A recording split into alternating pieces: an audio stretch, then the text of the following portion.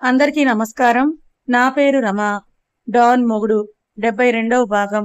రచయిత తనూషా రెడ్డి గారు. ఒక బాక్స్ చేతిలో ఉంచిన నైనా చూడు అని అంటే ఓపెన్ చేసిన నీలుకు ప్రెగ్నెన్సీ కిట్ పాజిటివ్ లైన్స్‌తో కనిపిస్తుంది. చేతిలోకి తీసుకొని చూసిన నీలుకు నోటి నుండి మాట రాకపోతే తడికళ్ళతో చూశాడు నైనను. అతని అరచెయ్యి పొట్ట మీద ఉంచుకొని చోటా డాన్ సాబ్ రాబోతున్నాడని అంటుంది నైనా. నైన చెయ్యి పట్టుకొని మీదకు లాక్కొని గాఢంగా హత్తుకొని కళ్ళు మూసుకొని అలాగే ఆ క్షణాన్ని ఫీలవుతూ ఉండిపోయాడు నీల్. నీల్ గుండెల్లో ఒదిగిన నైనా నీల్ పొట్ట లోపల నా బుజ్జి బంగారం నలిగిపోతాడు వదులు నీల్ అని బేలగా అంటుంది నైనా. వదిలాడు నీల్ చిన్నగా నవ్వుతూ. నైన నుదురికి తన నుదురు తాకించి అలాగే కళ్ళు మూసుకొని ఉండిపోయాడు. ఆ క్షణం ఇద్దరికీ హాయిగా మనసుకి ప్రశాంతంగా అనిపిస్తుంటే నీల్ నైన నుదుటి మీద ముద్దిచ్చి థాంక్యూ బేబీ డాల్. నేనసలు ఊహించలేదే అని అంటాడు నీల్. నీల్ గడ్డాన్ని పీకుతూ పొట్టి థాంక్స్ ఎవరికి కావాలి రావణ్ అని అంటుంది నైనా. ఏం కావాలే అమ్ముకుట్టి? అని ఒక నిమిషం ఆలోచించి ఈరోజు నేనేం అడిగినా కూడా నువ్వు నో అని అనకూడదని అంటుంది నైనా. డన్ అని అంటూ నైనా నడుముని రెండు వైపులా పట్టుకొని దగ్గరకి సున్నితంగా లాక్కొని ఇప్పుడు చెప్పు నీకేం కావాలని అడుగుతాడు నీల్. నా కోసం నువ్వే కుక్ చెయ్యాలని అంటుంది నైనా.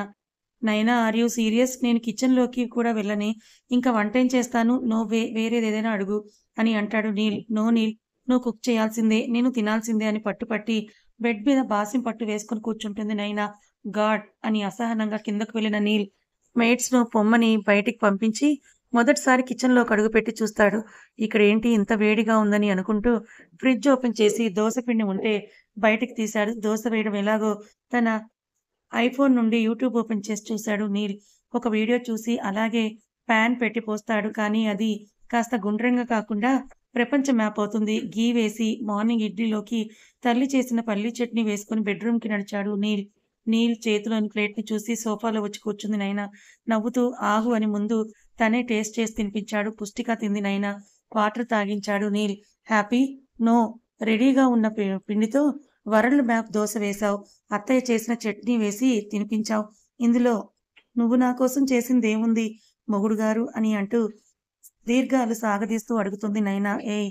నా నుండి ఇంతకంటే ఎక్కువ ఎక్స్‌పెక్ట్ చెయ్యకు అని ఖాళీ ప్లేట్‌ని కిందకి తీసుకొని నడిచాడు నీల్. నీల్ వెంటే శారీను సరిగా అడ్జస్ట్ చేసుకొని నడిచింది. హ్యాండ్ వాష్ చేసుకొని ఒక కాల్ మాట్లాడి నైనా 2 చేతుల్లోకి తీసుకొని ఇక్కడ కాదు బెడ్‌రూమ్‌లో పనుంది పద అని కింద హాల్ నుండి తిరిగి బెడ్‌రూమ్‌కి నడిచాడు నీల్. నీల్ వదులు మెయిడ్స్ ఉంటారని నైనా అరిస్తే ఉష్ ఎవరూ లేరులే అని అలాగే హత్తుకొని బెడ్ మీద వదిలి డోర్ లాక్ చేసి నయన మీద బరువు మోపకుండా వాలాడు నీల్. పొట్ట మీద తల పెట్టుకొని చీరను పక్కకు జరిపిన నీల్ నాభి మీద ముద్దిచ్చి అలాగే కళ్ళు మూసుకొని ఉండిపోయాడు నీల్. నీల్ తలను నిమురుతూ ఓయ్ డాన్స్ అప్ అని పిలిచింది నైనా. డోంట్ డిస్టర్బ్ నైనా. నా బేబీని ఫీల్ అవుతున్నానని మళ్ళీ ముద్దిచ్చి అన్నాడు నీల్. బాబు కావాలా? మళ్ళీ ఇంకో ప్రిన్సెస్ కావాలని అడుగుతుంది నైనా. బాబే. నయనకు ఇంకెవరు పోటీ రాకూడదు అని అన్నాడు నీల్. ఇది మరీ బావుంది. నీకు నీ కూతురే ఎక్కువ కదా అని నయన అంటే సమాధానంగా అందంగా నవ్వాడు నీల్. నీల్ జుట్టు పీకేసిన నయన నీల్‌ను బెడ్ మీదకు నెట్టేసి అటు తిరిగి పడుకుంది మూతి ముడిచి. నవ్వుతూ నైనా పొట్ట మీదకు చేతిని పోనిచ్చి వెనుక నుండి వెచ్చగా హత్తుకున్న నీల్. బయట క్లైమేట్ కూల్‌గా ఉంది. బాడీ ఏమో హీట్‌గా ఉంది. ఏదైనా ఇవ్వొచ్చు కదే డాల్ అని అడుగుతాడు నీల్. నీల్ చేతిని గిచ్చేసిన నైనా ఇప్పుడు దూరంగా ఉండాలని మర్చిపోయావా అని అంటూ అడుగుతుంది. నైనా అది కాదులే జస్ట్ డిఫెన్స్ అని అంటూ నయనను తిప్పి పెదాలను అందుకున్నాడు నీల్. నీల్ మెడ చుట్టూ చేతులేసిన నయన నీల్‌కు పూర్తి సహకారాన్ని తెలుపుతూ కళ్ళు మూసేసింది.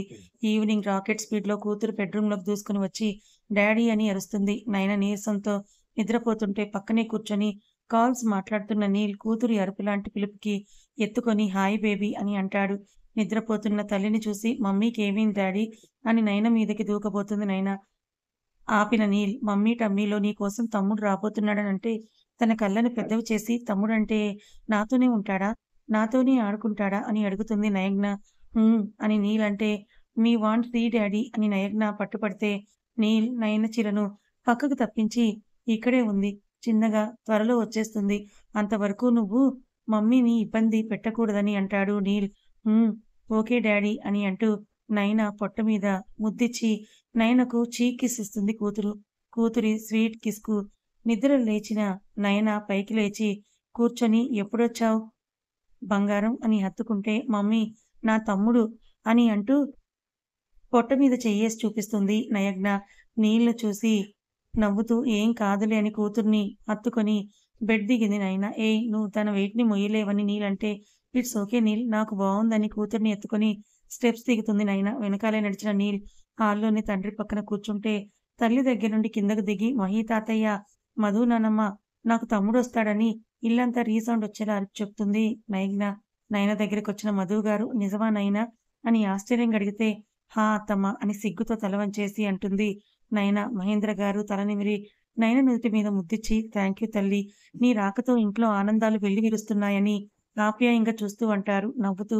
నయన నీల్‌ని చూసింది. సోఫాలో ఒడిలో కూతుర్ని కూర్చోబెట్టుకొని నయననే చూస్తాడు రెప్ప వేయకుండా నీల్. సాయంత్రానికి అగ్రహారం వరకు గుడ్ న్యూస్ పాకితే ఈవినింగ్ మ్యాన్షన్‌కు చేరిపోతారు శైలేంద్ర గారి ఫ్యామిలీ. అప్పా! అని తండ్రిని హత్తుకుంటుంది మిస్ అయిన ఫీలింగ్‌తో నయన. నయన తల నిమిరి, నయన తల్లి మంచి వార్త చెప్పావు. నీకు ఒంట్లో బావుంది కదా! అని శైలేంద్ర గారు అడిగితే, బావుంది అప్పా! అని అంటుంది నయన. ఇంట్లో వచ్చే ముందే చేసుకొని వచ్చిన స్వీట్స్‌ని అందరికీ కూడా ఇచ్చిన సుమిత్ర గారు మనవరాలిని ఎత్తుకొని ముద్దాడి తన కోసం చేసిన నేతి లడ్డూని తినిపిస్తుంది. బుగ్గల నిండుగా లడ్డూ కుక్కుకున్న నయజ్ఞ అమ్మమ్మ, డ్యాడీకొకటి అని అంటూ బాక్స్ ఎత్తుకొని పరుగున బెడ్‌రూమ్‌కి పరుగు తీస్తే, మెల్లిగా నయజ్ఞ కింద పడిపోతావే అని అంటుంది సుమిత్ర. దానికి అలాంటివన్నీ అలవాటేలే అమ్మా! అని నయన అంటే కూతురి మొహంలో కల చూస్తూ సుమిత్ర బోలెడు జాగ్రత్తలు చెప్తుంటే, అమ్మా! అక్క డాక్టర్ తనకివన్నీ తెలియవా? అని అంటుంది సహస్ర. తల్లిగా చెప్పడం నా ధర్మమే. నువ్వు కాసేపు సైలెంట్‌గా ఉండని కసిరి నయన చేతిని పట్టుకొని నిన్ను చూస్తుంటే నాకెంత సంతోషంగా ఉందో చెప్పలేని బంగారం. నీ ప్రేమను వదిలేయకుండా గట్టిగా పట్టుకొని అన్నీ భరిస్తూ పొందావు. అల్లుడు గారు బంగారమే. నువ్వు బాధపడితే చూడలేరు. ఎప్పుడూ నీ భర్తను బాధపెట్టకని తల్లి అంటుంది. అని హాల్‌లో అందరూ మాటల్లో ఉంటే నీల్ కోసం కాఫీ తీసుకొని బెడ్‌రూమ్‌కి వెళ్ళింది నైనా. ఆడి ఆడి నిద్రపోతున్న కూతుర్ని జోకొడుతూ ల్యాప్‌టాప్ చూస్తున్నాడు నీల్. కప్‌ని టేబుల్ మీద ఉంచి నీల్ ఒడిలో ల్యాప్‌టాప్‌ని లాగేసి అతని ఒడిలో సెటిల్ అవుతుంది నైనా. సరిగ్గా ఆమెను అడ్జస్ట్ చేసుకొని వెనుక నుండి హత్తుకొని, ఏంటి మేడం అయ్యాయా నీ మీటింగ్‌లు అని అంటాడు నీల్. నీ దగ్గరకు రాకుండా కిందనే ఉండిపోయానని దెప్పుతున్నావు కదా రావణ్ అని అంటుంది నయన. నీకు ఫ్యామిలీ ఉంటే చాలు కదా! మొగుడు గుర్తుకు రాడే అని నడుము వంపుకి 2 వేళ్లతో గిల్లేశాడు నీల్. ఆ! అని నొప్పి కరిచి నీల్ వైపు తిరిగి ఛాతీ మీద కొరికి ముద్ర వేస్తుంది నయన. అలాగే వెనక్కి వాలిన నీల్ నయనను మీదకు తెచ్చుకొని, ఇంకేంటి విశేషాలు బేబీ డాల్ అని ఆమె ముంగురులను సవరిస్తూ అడుగుతాడు నీల్. నీల్ మొహంలోకి చూస్తూ ఏం లేదు కానీ, నన్ను నైట్ అందరూ పడుకున్నాక బయటకు తీసుకొని వెళ్ళాలి. ఊరికే ఏం వద్దులే నీకు పే చేస్తానని అంటుంది నయన. ఏంటి డీల్‌నా? అలాగే అనుకో. నువ్వు ముందు చెప్పు నీల్ అని నయన అడిగితే, సరే అడ్వాన్స్‌గా ఇప్పుడొక ముద్దిచ్చుకో అని నయన పెదాల్ని జుర్రుకుంటాడు నీల్. నీల్ జుట్టులోకి చేతుల్ని జొనిపిన నయన, నీల్ ముద్దుకి సహకరిస్తూ పెదాల్ని కదిలిస్తుంది. ఒకరి ఎంగిలి ఒకరికి అమృతంలా తోస్తుంటే స్వీట్ తిన్న నయన పెదాలను స్వీట్‌గా కిస్ చేసి వదులుతూ కంఠం మీద పెదాలతో రాస్తూ కిందకు జారుతాడు. నీల్ ఉష్ don't stop me just snacks అంతే అని అంటూ చీర కొంగును లాగి డీప్ నెక్ ఫ్లోస్ నుంచి కవ్విస్తూ ఊరిస్తున్న ఆమె ఎద అందాలను చూస్తూ కుడి ఎద మీద ముద్దిచ్చి వెచ్చటి పంటి ఘాటు పెడతాడు నీల్. ఆ! నయన నోటి నుండి మత్తుగా వచ్చిన వేడి నిట్టూర్పు వెలువడితే ఇద్దరి అరచేతుల్ని పెనవేసి నడుం మీదకు జారిన నీల్ నాభిను ముద్దాడి నయన మొహంలోకే చూస్తాడు నీల్. నీల్‌ని చూసి నవ్వుతూ చొక్కా పట్టుకొని తన మీదకు లాక్కొని ఫీలింగ్స్‌ను కంట్రోల్ చేసుకుంటున్నావా నీల్ అని అంటూ అడుగుతుంది నయన. దూరంగా ఉండవే బాబు ఎరోటిక్ థాట్స్ వస్తున్నాయే నాకు అని అంటూ బెడ్ మీద నుంచి పైకి లేచాడు నీల్. నీల్ ఇబ్బందికి నవ్వుకుంటూ నయన నీల్ కోసం చేతులు చాపుతుంది. వచ్చి ఆమె గుండెల మీద వాలి పడుకుంటే నుదుటి మీద ముద్దిచ్చి నీల్ బుగ్గని నిమురుతూ ఇంత బావున్నావేంట్రా రావణ్ అని బుగ్గ కొరుకుతుంది నయన. పాగల్ మార్క్స్ పడితే అంతకు డబుల్ పే చేస్తావని కళ్ళు మూసుకొని వార్నింగ్ ఇచ్చాడు నీల్. అచ్చా! మరి నువ్వు పెట్టినవి ఎవరు చూస్తారు డాన్సాఫ్? ఎవరో ఎందుకు చూస్తారే? నేనే చూస్తాను చీర విప్పు అని నీల్ అంటే, నీల్ అని అతన్ని అదుముకుంది నయన. పొట్ట తగులుతోంది నయన అని బాడీ బరువు బెడ్ మీద ఉంచి తల ఆమె గుండెల మీద పెట్టుకున్నాడు నీల్. ఎప్పుడు ఇలాగే ఉంటామా నీల్? ఉంటాం.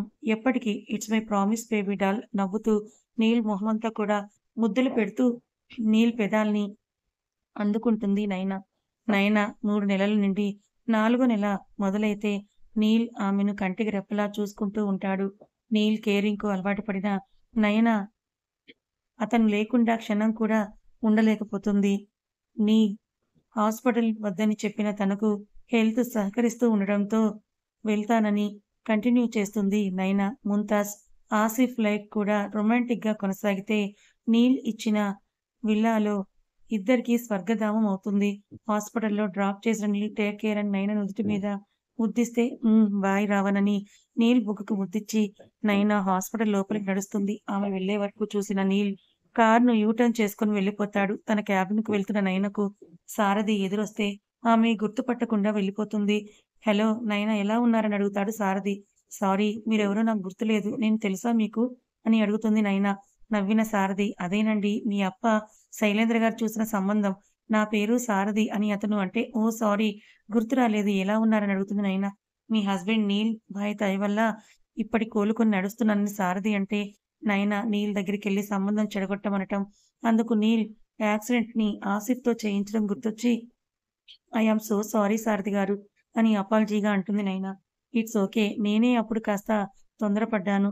అందుకు మీరేం చేస్తారులెండి. నేను మర్చిపోయానులెండి. నాకు పెళ్లయింది. నా వైఫ్ ఇప్పుడు క్యారీ ఆన్. ఇప్పుడే మంత్లీ చెకప్‌కి ఉంటోంది. అందుకే వచ్చానని మిమ్మల్ని చూసి మాట్లాడాలనిపించి పలకరించాను. మీ హస్బెండ్‌కు చెప్పండి.